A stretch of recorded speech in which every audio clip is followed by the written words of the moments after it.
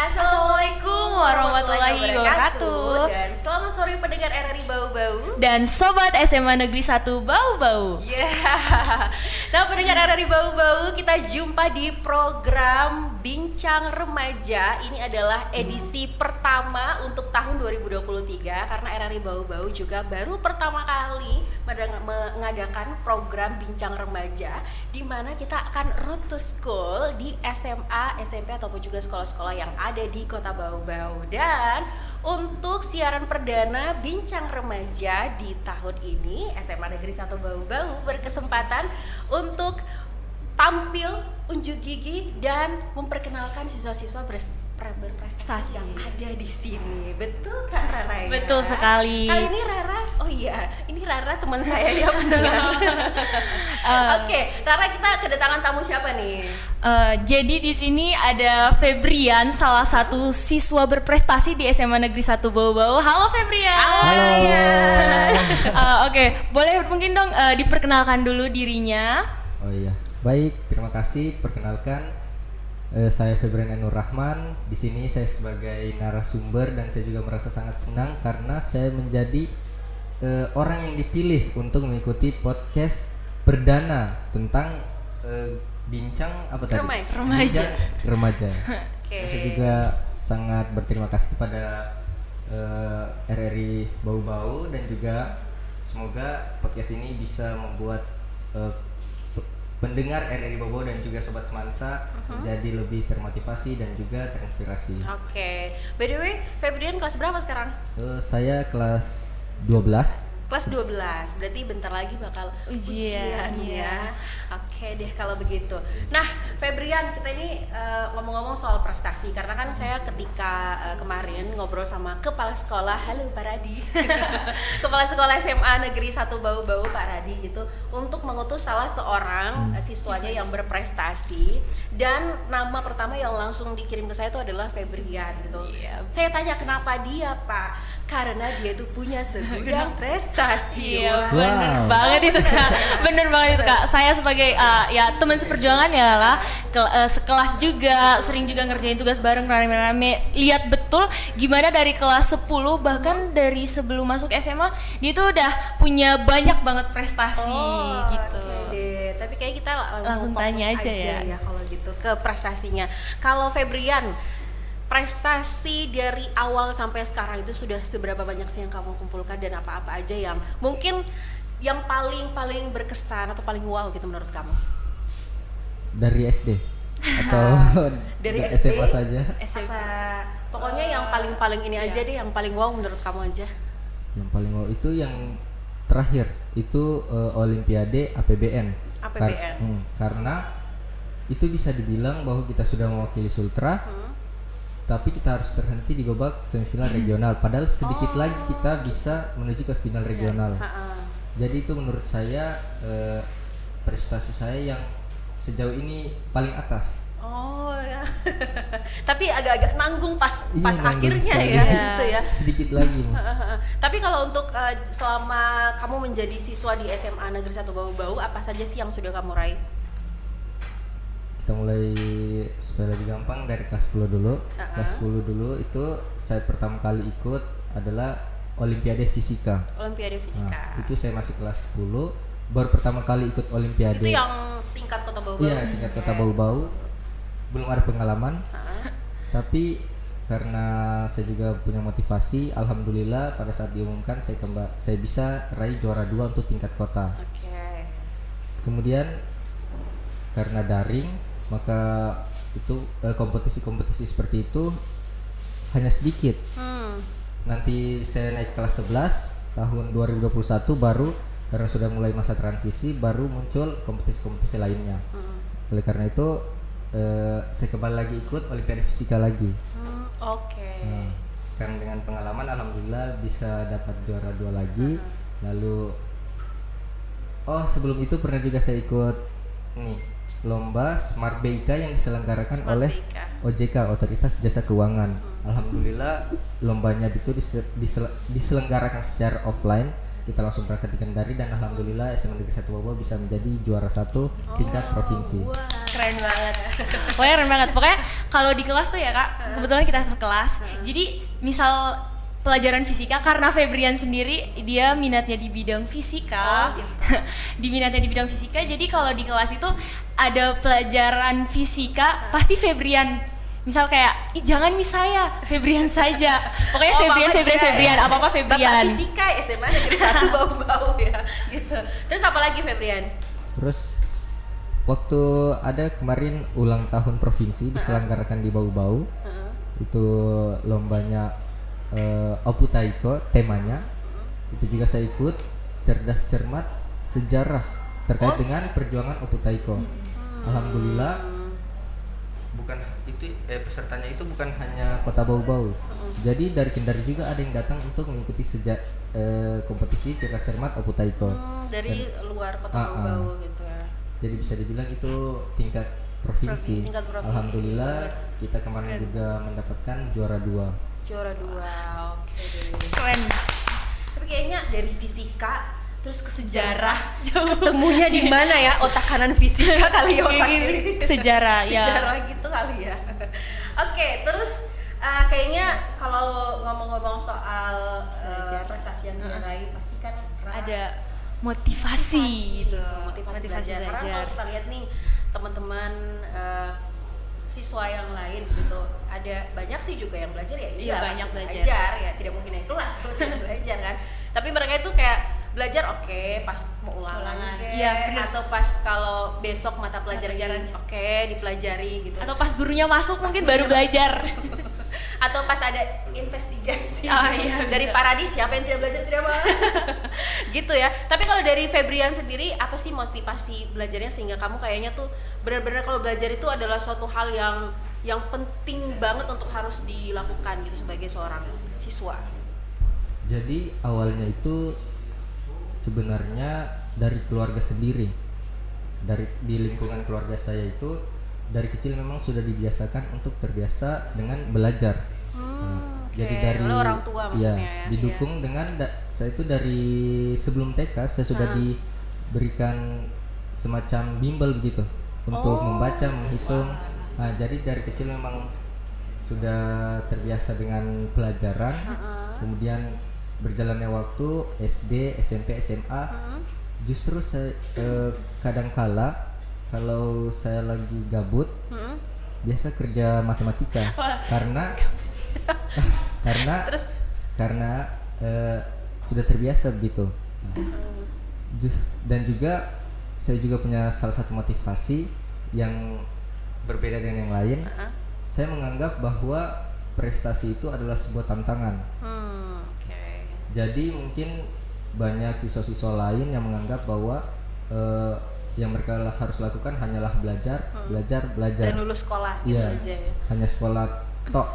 Tapi menurut saya justru di samping belajar yang wajib itu ada juga pembelajaran yang bisa kita lakukan. Itu yang ingin saya raih, makanya saya terus berusaha. Apalagi kalau ada lomba begitu biasanya ada banyak siswa yang takut kalau disuruh. Iya. Malah lari disuruh ya. Sebaliknya justru saya secara pribadi merasa bangga kalau apalagi kalau langsung ditunjuk begitu pasti saya maksimalkan.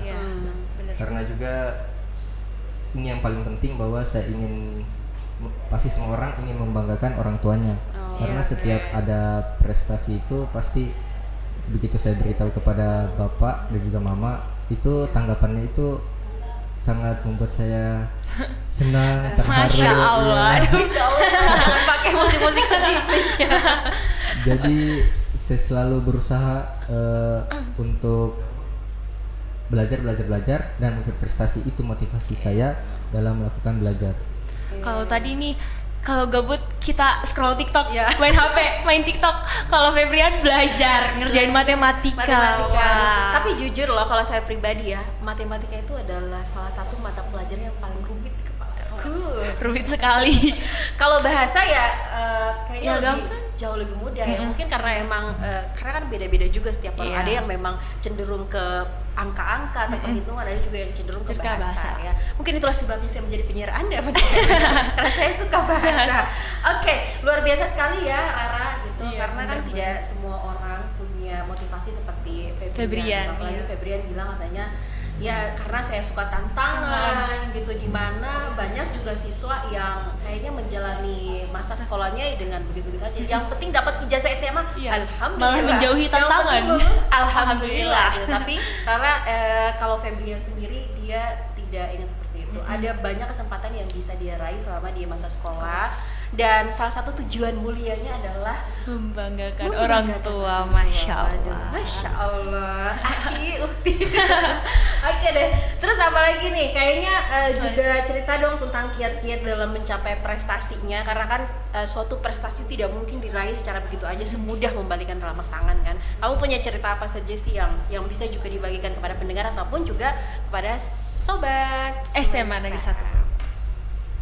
Oke, jadi kalau saya secara personal dalam mengukir prestasi itu kita butuh 3 hal: dorongan dari dalam, dorongan dari luar, dan adaptasi. Nah, dorongan dari dalam itu seperti motivasi diri kita sendiri, kemauan kita untuk berusaha, belajar, berikhtiar, tawakal, dan doa.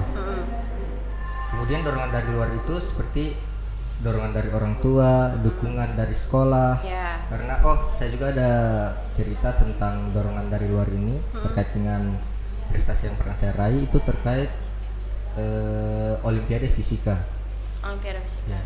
Jadi pada saat itu ada namanya karantina atau pembinaan yang mengharuskan peserta Olimpiade itu tidak boleh ikut mata pelajaran dan harus belajar mata pelajaran saja. Seperti saya fisika harus belajar fisika saja, tidak boleh masuk ke kelas. Nah, kalau kita pikir itu pasti kan adalah sebuah masalah karena kita tidak ikut pembelajaran, kita menjadi tertinggal dari teman-teman yang lain.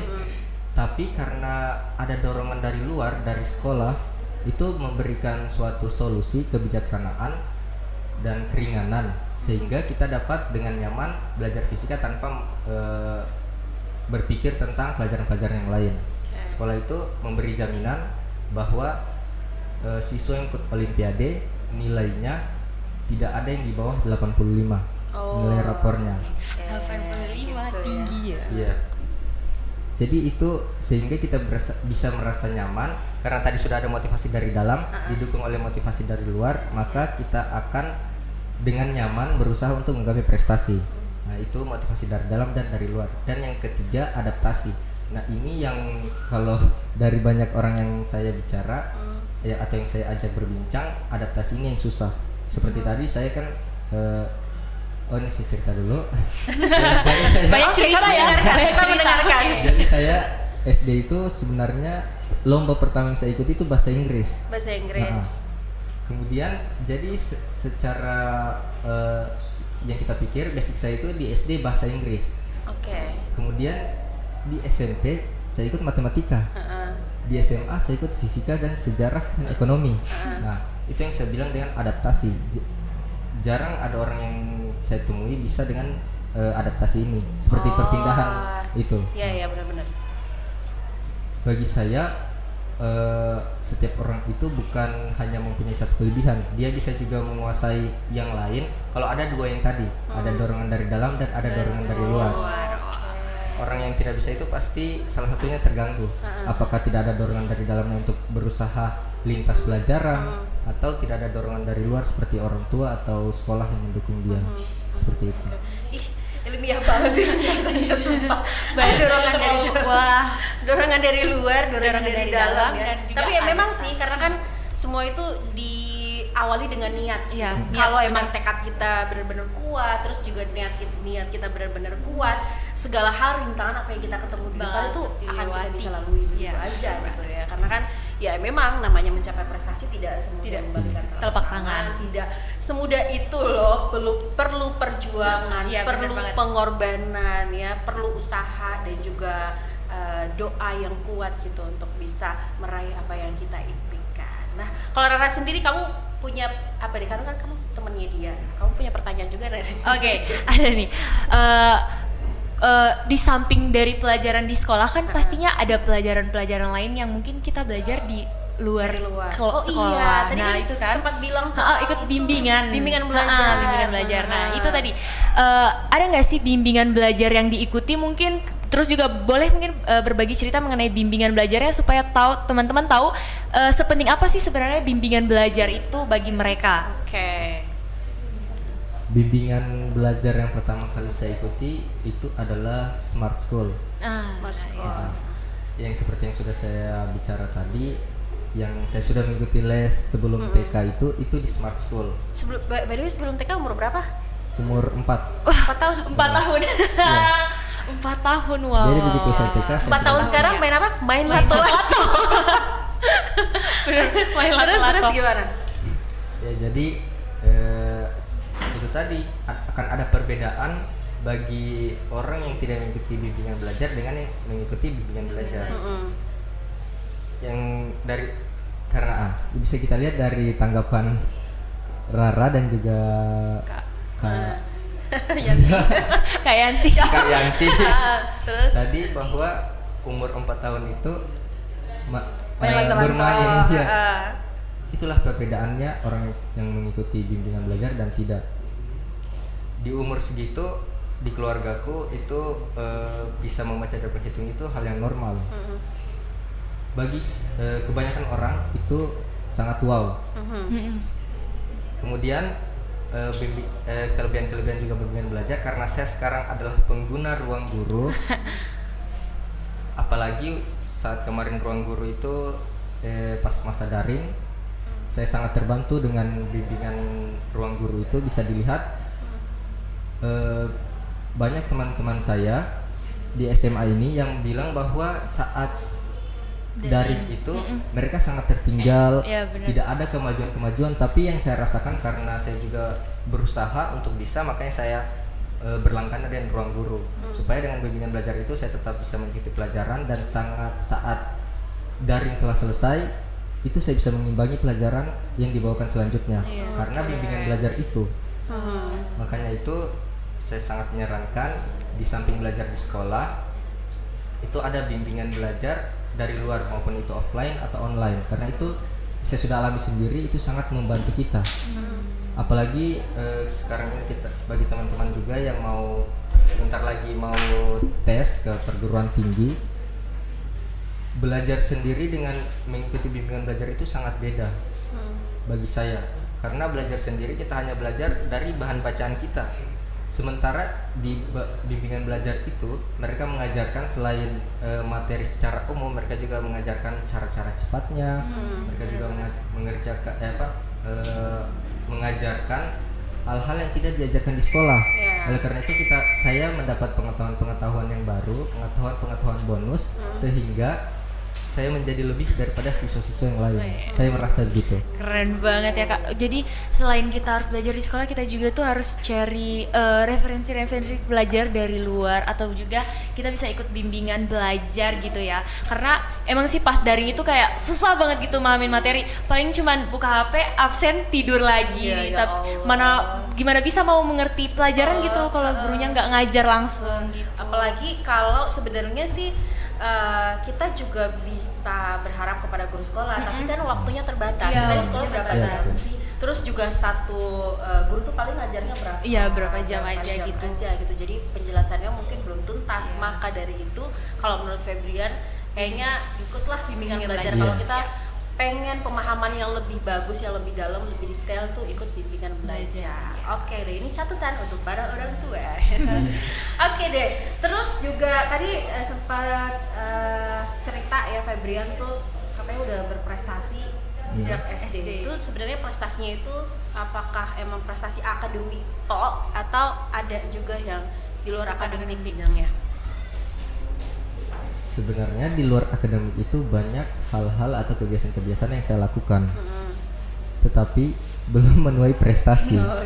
Contohnya, saya itu suka membuat sinematik dengan kamera. Bahasa sekarang itu videografi. saya juga suka belajar tentang editing dan juga komputer. Oh. Jadi saya juga hobi videographer, kemudian editing dan juga komputer. Ya. Saya juga sudah beberapa kali juga dari SMP, SMA mengikuti kontes-kontes videografi, tapi mungkin banyak yang lebih di atasku, jadi belum menggapai sebuah prestasi dari videografi itu. Berarti sejauh ini baru Iya. sekedar Hobi. karena hobi ya. suka gitu, kemudian mulai ditekuni gitu ya. Tapi emang ini ya, artinya kan kalau sebagai apa ya, siswa yang berprestasi di bidang akademik, biasanya nih mereka itu tidak tertarik dengan Iya, biasanya cuma bidang lain gitu. belajar aja gitu, belajar aja dari kebanyakannya. Tapi kalau ini dia tertarik ke bidang lain gitu, kayak fotografi ke akademik kan agak jauh ya. Jauh. Jauh ya. Tapi dia kayaknya tampangnya bukan ini juga ya, bukan kutu buku banget. bukan kutu buku, malah kalau di kelas tuh kayak gimana ya, jahil. Oh gitu. Kayaknya itu orangnya jahil kalau di kelas sama teman-teman yang lainnya gitu. Oke lah kalau begitu. Artinya kalau emang kita berprestasi, oke, berprestasi itu kalau pas waktunya serius, bercanda gitu.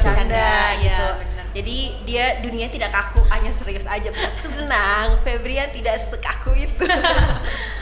Oke deh. Terus apalagi nih soal prestasi di luar bidang akademik tadi, baru sekedar hobi aja ya, karena masih fokus ya. Tapi sebenarnya sih kalau yang namanya pelajar ya emang itu dulu. Iya, itu dulu. Nanti kalau udah selesai, ya. udah selesai SMA tuh baru tuh wawasan kita Mikirnya makin kemana? luas, terus juga pemikiran kita semakin luas gitu. Siap. Tapi sebenarnya sih yang satu yang juga saya penasaran gitu dari Febrian, karena kan Febrian nih kayaknya orangnya tuh ingin mencoba hal-hal baru. Iya. Kayaknya semuanya ini Semuanya bagus, mau udah disikat. diladenin gitu. Semuanya mau disikat. Mau disikat aja gitu. Kalau pas kayak tadi Febrian bilang waktu SD itu katanya ikut olimpiadenya bahasa Inggris gitu.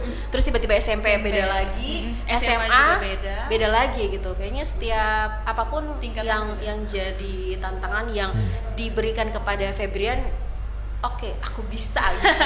Suka hal-hal baru ya. Tapi justru saya malah mikirnya, apakah nanti kalau udah selesai ini, karena kan kita mesti fokus tuh ke salah satu hal supaya kita bisa lebih cepat untuk meraihnya, kita fokus ke situ. Karena kan setelah SMA kamu kan memasuki dunia perkuliahan, Iya. tetap belajar, dan tujuan utamanya kuliah itu sebenarnya sih adalah untuk menentukan masa depan kamu seperti apa gitu. Kamu udah mikir-mikir tidak sih nanti semasa saya sekolah SMA saya akan mencoba hal ini itu. Tapi ketika saya ingin kuliah, saya akan fokus ke sini sehingga masa depan saya udah terarah dari pas kuliah gitu. Apa yang ada di pikiran kamu? Oke. Jadi betul sekali yang dibilang Kak Yanti tadi. Semua orang pasti berpikir ada satu hal di dalam dirinya yang harus dia tekuni, yang harus dia fokuskan. Itu juga berlaku untuk saya. Jadi seperti yang tadi saya sudah bilang bahwa saya ikut macam-macam, ada fisika, matematika, sejarah. Itu saya anggap sebuah tantangan. Tapi tidak semua hal-hal yang saya lakukan itu saya anggap harus saya jalani terus-menerus ke depannya. Jadi misal ada kompetisi, saya kan bilanglah basicnya fisika. Kemudian ada kompetisi sejarah. Saya kan tidak terlalu ahli di bidang sejarah. Tapi karena saya belajar tadi itu, saya berusaha karena ada bahan bacaan juga, dibimbing. Dan karena dipercayakan. Iya, gitu dipercayakan, pasti saya akan lakukan dengan maksimal. Tetapi kalau berbicara tentang fokus atau ada bidang-bidang yang saya mau kejar ke depannya, itu tentu ada. Spill atau everything. Boleh mungkin di spill dikit-dikit mungkin. Yang pengen kamu sebar aja ke pendengar gitu. Oh iya. Jadi saya itu selalu berdoa dan juga minta restu orang tua supaya paling tidak antara dua hal ini saya bisa menjadi salah satunya. Apa sih dua hal apa? Apa tuh? Yang pertama, saya selalu berdoa agar saya bisa menjadi dokter. Oh, Masya Allah, amin. Masya Allah. terus. Yang kedua, saya juga berdoa kalau jalan saya bukan dokter, maka saya berdoa kepada Tuhan supaya Dia memberikan jalan saya untuk masuk ke kedinasan STAN. Karena orang tua saya juga itu kan pegawai pajak. Jadi saya mungkin ini adalah hal yang alamiah bahwa seorang anak itu yang melihat orang tuanya apalagi bapaknya pasti akan bangga dengan apa yang dilakukan bapaknya. Jadi saya juga melihat itu bahwa saya juga orang yang melihat bahwa bapak saya itu adalah seorang hero, seorang pahlawan. Jadi apa yang dilakukan itu, apa yang dia lakukan itu menjadi kesukaan saya juga. Jadi saya ingin kalau saya tidak bisa jadi dokter, saya harus jadi seperti bapak saya. Oh, bapaknya masih bangga. Bangga sekali kayaknya Bapaknya siapa sih? Jadi pengen silaturahmi gitu ya. Kenalan gitu ya. Malah kebalik ya, malah cewek ke laki-laki ya. Oh gitu ya. Jadi ya emang sih kayaknya kalau menurut saya Febrian itu besar dan seperti ini tuh karena dukungan Orang keluarganya tua. yang besar. Bener. Dukungan orang tuanya yang besar. Duh. Kayaknya kalau ngobrol soal dukungan luar kayak tadi Febrian bilang ya, dari keluarga tuh besar, akan semakin dalam perbincangan kita ya. Tapi kita skip saja untuk yang itu. Nanti kita akan cerita-cerita juga soal apa sih sebenarnya yang juga pengen disampaikan oleh Febrian untuk jadi juga motivasi untuk pendengar dan juga tips and triknya, karena kan yang namanya remaja tuh pasti banyak godaan sana sini ya, entah itu pergaulan yang kurang baik ataupun juga dalam tanda kutip asmara. Begitu pasti, karena ya namanya kisah kasih di sekolah. Kalau lagunya Krisya kalian tahu, entah kalian tahu atau tidak ya. Tapi nanti kita akan bahas soal itu setelah yang berikut ini ya. Jangan kemana-mana pendengar, tetap bersama kami di Bincang Remaja.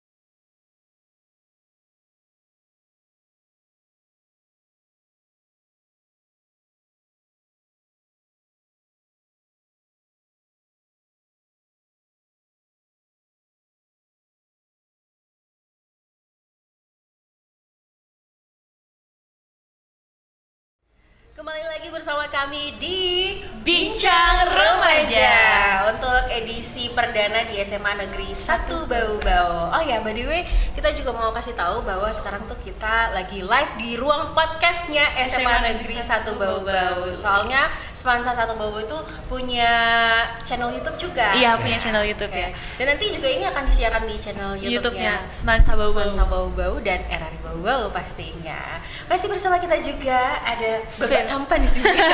Bapak fisika katanya. Bapak fisika, ya. Bapak fisika ya, ada Febrian yang tadi juga sudah cerita soal kiat-kiat dia dalam mencapai prestasi, dan prestasi apa saja sih yang sudah dia raih gitu selama dia menjadi siswa di SMA Negeri 1 Bau-Bau, ya. Oke deh.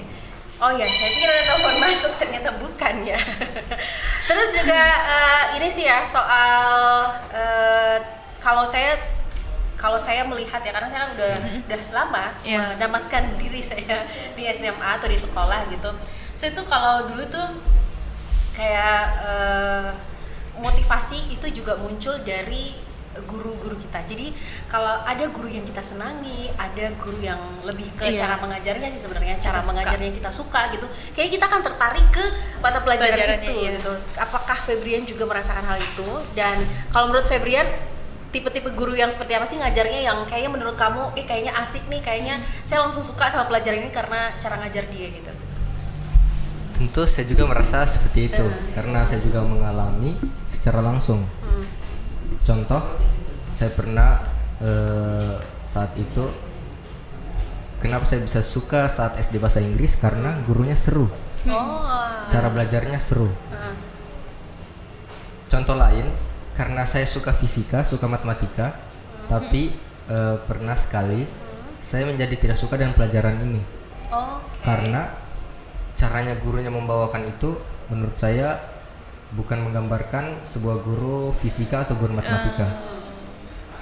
Karena menurut saya guru yang misal guru fisika, guru matematika, guru bahasa Inggris itu seharusnya mereka tidak hanya mengajar seperti biasa, tapi mereka harus memahami juga pelajaran bagaimana pelajaran yang mereka akan bawakan.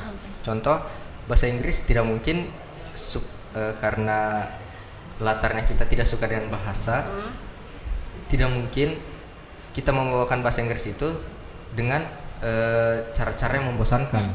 Seperti yang saya sudah bilang, bahwa cara itu sangat mempengaruhi bagaimana pelajaran itu bisa masuk ke otak kita. Jadi bahasa Inggris menurut saya, contoh seperti bahasa Inggris itu seharusnya dibawakan dengan banyak games, dengan seru, dengan mungkin ada gambar-gambar mungkin ya. Ada debat-debat atau disuruh berbicara, jangan hanya disuruh kerja tugas gitu. Beda halnya dengan guru-guru yang ilmu-ilmu eksak. Itu mereka belajarnya supaya karena banyak juga yang tidak suka dengan perhitungan atau apa. Jadi menurut saya guru yang sebutannya yang sesuai dengan ilmu-ilmu eksak seperti fisika, matematika, kimia itu harus banyak ke prakteknya. Saya suka dengan guru yang diselingi materi, ada prakteknya, dengan guru yang mengulik materi itu sampai ke akar-akarnya. Karena menurut saya, kenapa orang tidak suka dengan ilmu eksak itu karena kenapa mereka beranggapan susah, karena mereka tidak mengerti itu dari mana, ini dari mana, itu dari mana. Kebanyakan teori gitu ya. Kebanyakan langsung pasang rumus Jadi saya sangat suka. Jadi saya tidak bisa menentukan guru seperti apa yang saya sangat sukai. Tetapi harus dilihat dari pelajarannya. Tergantung dari pelajaran. Tapi menurut saya guru memang berpengaruh, tetapi kita atau diri kita lebih berpengaruh. Jadi misal kita tidak suka dengan gurunya dalam membawakan suatu pelajaran, tapi kalau kita berusaha untuk bisa dengan pelajaran itu, kita akan terbawa tanpa harus mengikuti pelajaran dari guru. Itu dia tadi bisa ikut bimbel juga. Pokoknya kita cari media-media belajar yang membuat kita senang dan mengerti. Soalnya, gitu. Kalau cuman dengerin guru ngajar tuh kayak ngantuk atau gimana gitu. Emang tergantung. Iya sih ya. Emang benar ya, kalau misalnya emang gurunya asik, apalagi kayak misalnya nih pelajaran yang cenderung membosankan gitu, monoton kayak PKN atau sejarah. Nah itu kalau emang cuma teori, emang kita kayaknya apalagi si anak muda ya, jiwa anak muda ingin melihat masa depan, tidak ingin melihat sejarah ya masa lalu, sudah move on gitu ya, tidak ingin melihat masa lalu. Tapi kalau emang sejarah itu tidak semonoton itu loh. Sejarah sebenarnya menarik loh untuk kita pelajari gitu. Akhirnya kita pun akan tertarik gitu ya untuk kemudian pengen belajar lagi, pengen cari tahu lagi lebih dalam tentang mata pelajaran itu. Terus apa sih yang kamu tanyakan juga nih? Kayaknya soalnya dari wajah-wajah Rara dari tadi menyimpan penasaran yang dalam gitu. Apa yang pengen kamu tanyakan juga? Kalau kita sebagai remaja kan pastinya punya sosial media gitu kan. Terus juga mungkin sering sharing di sosial media mengenai kegiatan kita. Misal kayak lagi makan ini, lagi di sini gitu kan. Mungkin Febrian gimana nih bermain sosial media, aktif gimana atau enggak gitu? Bisa dikatakan aktif, bisa dikatakan tidak. Karena saya aktifnya itu saya aktif bermain, misal Instagram atau TikTok, saya aktif buka-buka, tapi saya tidak aktif dalam mengekspos diri saya. Gitu. Seperti posting foto atau kegiatan-kegiatan saya. Lebih tertutup gitu ya sama kehidupan. Terus kamu ngapain? Selain menggunakan media sosial itu untuk hanya sekedar hiburan, buka-buka mengisi waktu luang. Saya juga kadang kala tapi jarang suka memposting sesuatu. Itu tapi postingan-postingan saya itu bukan terkait dengan pribadi saya, bukan. Contoh seperti lomba esai, itu pasti saya posting hasil karya tulis saya. Dan juga seperti video-video yang sudah dibuat sinematik itu biasa saya taruh di video. bukan saya tidak bukan saya berharap itu dinonton atau tidak, tapi saya merasa itu hal yang perlu media di-share. sosial saya itu tempat mengekspos dan tempat bangga saya dengan karya yang saya buat. Oh iya benar. Iya. Aduh. Tapi kalau menurut kamu, kalau remaja yang suka aktif di media sosial tuh menurut kamu gimana? Secara ini itu sah-sah saja. Itu pilihan mereka untuk aktif untuk ini, tapi saya seringkali melihat jangan dulu terlalu jauh, teman-teman saya saja. Itu saya merasa mereka menggunakan media sosial itu tidak seharusnya. Mereka kalau dari yang saya lihat, mereka menganggap bahwa media sosial itu privasi, padahal kan media sosial itu dilihat semua orang, iya. Gitu. Iya, Malah yang diposting yang malah dunia maya itu sangat terbuka. Benar. Jadi memang itu adalah pilihan dia untuk begitu. Tapi kalau dari saya sendiri, janganlah terlalu mengekspos. Iya, terlalu mengekspos sesuatu yang orang lain toh kalau lihat kayak tidak terlalu apa sih, kenapa ya gitu mungkin. Oke.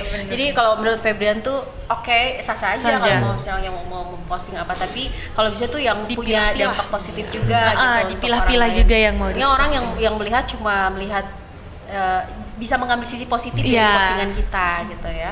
Oke deh. Apalagi terus juga kayaknya punya banyak juga pertanyaan nih, Rara, apa sih yang kamu mau nanya? Ya saya sendiri sih sebagai remaja pasti kayak untuk fokus sama apa yang dituju itu kayak susah gitu. Ada aja juga gangguan, misal baru mau belajar tiba-tiba bunyi notif, nongkrong yuk atau bunyi notif, ada gibah ini, ada gibah, aduh itu berat sekali untuk fokus. Nah mungkin Febrian punya tips and trick untuk fokus sama apa yang dituju dengan mengesampingkan hal-hal yang mungkin nggak terlalu penting, misal gitu kayak asmara atau apa gitu. Kisah kasih di sekolah. Udah mereka tidak tahu lagu itu, bukan eranya mereka sebenarnya. Terus gimana tuh Febrian? Kalau asmara kan itu menurut saya normal. Hal yang udah biasa gitu ya bagi anak SMA. Tidak bisa kita pungkiri juga kalau soal asmara, tapi saya tidak terlalu memikirkan itu. Tapi saya ingin bilang bahwa hidup saya ini bukan hanya belajar. Ada juga pergaulan, ada juga itu juga menurut saya sangat penting. Tetapi di samping itu harus ada namanya balance atau keseimbangan. Saya juga mengharapkan untuk semua orang, khusus orang-orang terdekat saya, supaya memiliki kemampuan ini, membalance antara kewajiban dia dalam belajar untuk masa depannya dan juga pergaulannya, karena menurut saya pergaulan ini memang dikatakan bahwa sangat mempengaruhi kebiasaan, mempengaruhi hidup. Tapi memang benar, tapi bagi saya itu tergantung dari diri kita lagi. Seperti saya kalau ada yang mau tegur atau mau berbicara, berteman gitu, siapa saja terserah, tapi belum tentu saya akan sedekat itu dengan orang kamu. itu dipilah-pilah juga. Iya, maksudnya saya berteman, tapi saya tahu bahwa mana teman saya yang bisa membawa saya ke dampak positif dan mana yang bisa menjerumuskan saya ke hal-hal yang tidak baik. Iya, benar. Oh, berarti kamu memang tipe orang yang tidak memilih teman tapi memilih sahabat. Iya, lebih ke sahabat ya, teman yang bisa diajak cerita masalah-masalah kehidupan mungkin gitu. Artinya dia bukan menjauhi teman-teman yang menurut dia kayaknya tidak ada dampak positif, kemudian dijauhi, tidak gitu juga ya, tetap berteman tapi tidak dijadikan sahabat. Oke lah ya, kayaknya emang ini adalah salah satu inspirasi juga untuk adik-adik remaja yang ada di luar sana ya, supaya ya itu dia tadi, kalau Febrian bilang katanya harus balance, harus seimbang, artinya tuh porsinya tuh harus pas sama gitu. Harus pas. Jadi kalau emang waktunya serius, waktunya belajar ya Belajar. belajar. Bersosialisasi ya pasti iya. Namanya orang kan tidak mungkin hidup sendiri. Kalau kita tidak mungkin tidak membutuhkan Iya, teman benar. lah kan. Kita pasti butuh dia gitu ya. Karena ya itu dia, kita tidak bisa sendirian. Oke deh. Terus juga ini nih yang salah satu hal yang mungkin penting juga untuk pendengar atau adik-adik yang ada di luar sana, untuk sobat Semansa juga yang ada di luar sana. Apa yang poin-poin penting yang pengen kamu sampaikan gitu? Kamu melihat, karena kamu kan remaja, kamu hidup di dunia di usia kamu gitu. Kamu melihat fakta-fakta di lapangan tentang apa ya sih yang terjadi gitu, fenomena-fenomena yang terjadi. Terus tapi kamu membuktikan bahwa meskipun di luar sana ya ada banyak fakta-fakta yang dalam tanda kutip mungkin tidak sejalan dengan prinsip dalam artian kebaikan atau mungkin suatu hal yang bermanfaat, tapi kamu tetap berada di jalan kamu gitu. Apa yang pengen kamu sampaikan kepada teman-teman kamu, kepada sobat Semansa ataupun juga pendengar RRI Bau-Bau yang ada di luar sana?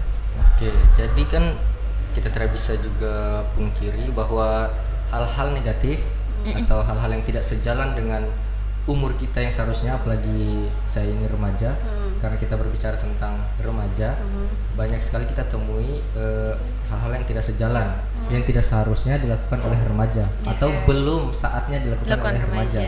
Oke, ini dalam tanda kutip udah ditahu sih kalau Iya. itu apa. Hal-hal yang ya Banyak kita temui, tapi menurut saya kembali lagi ke diri kita masing-masing.